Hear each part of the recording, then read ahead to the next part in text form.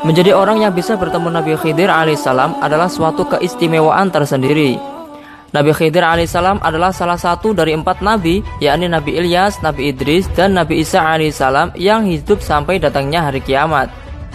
Nabi Khidir ditangguhkan ajalnya karena meminum air kehidupan, sehingga beliau masih hidup hingga saat ini. Kisah beliau tentang mengajarkan ilmu hikmah dan kebijaksanaan kepada Nabi Musa alaihissalam tertuang dalam Al-Quran Surat Al-Kahfi ayat 65-82. Nabi Khidir dijuluki juga sebagai Nabi misterius karena keberadaannya sulit ditemukan. Namun tak sedikit juga orang yang pernah ditemui Nabi Khidir alaihissalam. Beberapa di antaranya yaitu para kiai dan ulama di Indonesia. Berikut adalah 5 orang Indonesia yang pernah ditemui Nabi Khidir alaihissalam. Yang pertama, Kiai Haji Maimun Zubair Rembang. Kiai Haji Maimun Zubair atau kerap disapa Mbah Mun adalah ulama karismatik yang alim. Beliau satu di antara ulama besar asal Indonesia yang dimakamkan di pemakaman Ma'la, Makkah. Kisah beliau bertemu Nabi Khidir terjadi ketika beliau mondok di pesantren Lirboyo, Jawa Timur. Dahulu sekitar jam 11 siang ada suara yang memanggil Mbah Mun dari arah kuburan dekat Pondok Lirboyo. Beliau langsung menuju ke arah kuburan itu. Ternyata setelah sampai di kuburan itu ada Nabi Khidir yang berpakaian petani dan pakai caping. Nabi Khidir pun berkata, "Kamu cinta sama saya juga cinta sama kamu. Dijamin Gusti Allah nantinya." Setelah dahulu begitu, Nabi Khidir mendoakan Mbah Mun lama sekali. Setelah lama berdoa dan diamini oleh Mbah Mun muda, Nabi Khidir kemudian menghilang. Fakta ini ternyata diketahui Kiai Ma'rus Ali. Setelah pertemuan itu, Mbah Mun muda langsung terlihat sebagai sosok santri muda yang sangat alim. Bahkan di akhir hayatnya, beliau menjadi ulama yang alim, karismatik, zuhud, dan disegani banyak orang. Yang kedua, Kiai Haji Hasyim Asy'ari, pendiri Nahdlatul Ulama. Dahulu ketika hujan lebat mengguyur Bangkalan Madura, ada seorang yang sudah tua dan lumpuh ingin berkunjung kepada Syekhona Khalil Bangkalan. Lalu Syekhona Khalil memerintahkan santrinya untuk menjemput orang tadi. Lalu Mbah Hasyim Asy'ari yang waktu itu salah satu santri Syekhona Khalil langsung menyiapkan diri. Mbah Hasyim pun langsung menerjang hujan guna menjemput orang tua tadi. Setelah selesai bertamu, Mbah Hasyim menghantarkan orang tua tadi pulang dengan menggendongnya. Setelah Mbah Hasyim dan orang tua tadi keluar dari kawasan pesantren, lalu Syekhona Khalil berkata kepada para santrinya bahwa ilmunya telah dibawa Mbah Hasyim Asy'ari. Lalu Syekhona Khalil berkata kepada para santrinya bahwa ilmunya telah dibawa Mbah Hasyim Asy'ari dan berkata bahwa orang tua yang digendong Mbah Hasyim adalah Nabi Khidir alaihissalam.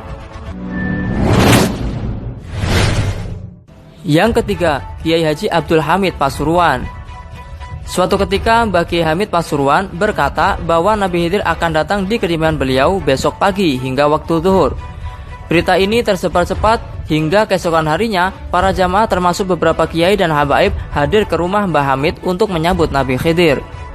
Ketika orang-orang berkumpul di situ, tiba-tiba datanglah seorang pemuda dengan berpakaian nyentrik. Pemuda itu langsung bersalaman dengan Mbah Kiai Hamid dan ingin mencium tangannya. Namun Mbah Kiai Hamid menolak untuk dicium tangannya, dan justru Mbah Kiai Hamid ingin mencium tangan pemuda itu, tapi ditolak juga oleh pemuda itu. Kejadian ini tak mendapatkan perhatian dari para jamaah. Dikira itulah akhlak Kiai Hamid yang selalu memuliakan para tamunya. Setelah bertemu Kiai Hamid, pemuda itu kemudian berganti pakaian kotor dan membersihkan selokan di sekitar rumah Kiai Hamid. Ketika waktu zuhur tiba, pemuda itu kemudian pergi.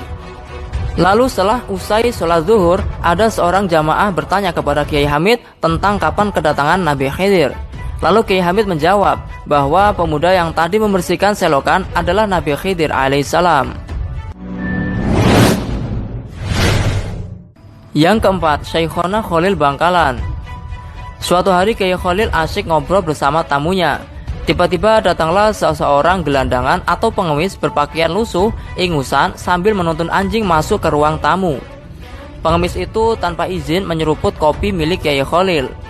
Setelah itu Kiai Khalil langsung merubah posisi duduknya dan menundukkan kepala.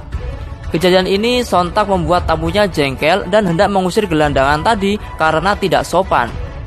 Tapi tindakan itu dicegah Kiai Khalil sampai gelandangan itu pergi. Setelah gelandang itu pergi, Kiai Khalil menawarkan kepada tamunya siapa yang mau meminum kopi bekas gelandangan tadi. Seketika tamunya tidak ada yang mau lantaran jijik. Tak selang lama, Kiai Khalil menjelaskan bahwa gelandangan tadi adalah Nabi Khidir alaihissalam yang habis mengunjungi wali di Yaman dan Sudan. Dilanjutkan mampir menemui sahabat wali di tanah Jawa. Setelah mendengar penjelasan itu, sontak para tamu itu jadi terheran-heran dan kemudian berebut ke sisa kopi yang tinggal cangkirnya. Bahkan ada yang mencucinya dengan tujuan ala barokah. Yang kelima, Kiai Haji Husain Ilyas. Kiai Husain pernah bertemu Nabi Khidir pada saat ibadah haji. Saat itu beliau berjalan dengan istrinya yang selalu digandeng di sebelah kiri beliau. Tiba-tiba beliau disapa wanita muda asal India, berkerudung agak terbuka, jadi terlihat setengah rambutnya. Umurnya kurang lebih 18 tahun. Dan malahan sambil tangan kanan beliau digandeng. Wanita tersebut pun berani berbisik-bisik, layaknya orang yang sudah saling kenal. Istri beliau seketika memendam marah, karena berani-beraninya di Makkah melakukan hal seperti itu. Sesampai di pondokan, sang istri bertanya kepada Kiai Husain dengan rasa marah, "Siapa wanita tadi? Kalau tidak di Makkah sudah kulempar sandal dia. Kok kurang ajar sekali." Lalu Kiai Husain menjelaskan bahwa wanita tadi adalah jelmaan Nabi Khidir alaihissalam. Seketika itu sontak istri beliau menangis sejadi-jadinya dan memohon untuk memintakan maaf kepada Nabi Khidir. Wallahu a'lamu bishawab. Itulah 5 ulama atau kiai yang pernah ditemui Nabi Khidir alaihissalam. Sebenarnya sih masih banyak ulama atau kiai yang pernah ditemui Nabi Khidir. Namun cukuplah 5 kisah di atas mewakilinya.